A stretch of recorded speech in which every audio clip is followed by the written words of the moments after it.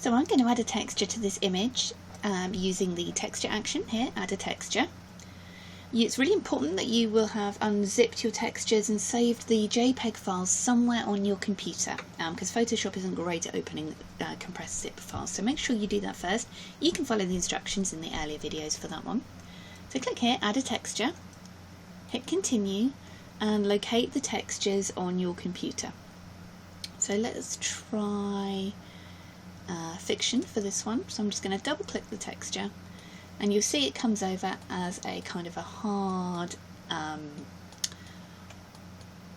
of fixed layer that you cannot see anything through. So I'm just going to resize this now by dragging in the pins each side until I'm kind of happy with this laying over the image, and hit enter.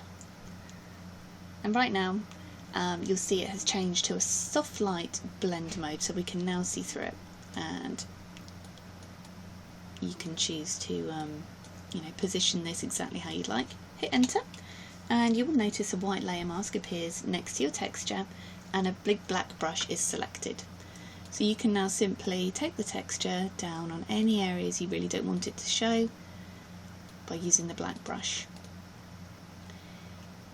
If you own any other LSP textures, you will notice they come with a large selection of texture actions that you can use if you own the other sets, such as Boutique, Artisan, Camden, etc. So we can turn this one on or off. If you want to know how to add a texture manually without using actions, you can watch the other video where I show you how to do that. So that's how to add a texture using the LSP texture action within the Light Chronicles Photoshop action suite. I'm Lauren, thanks for watching.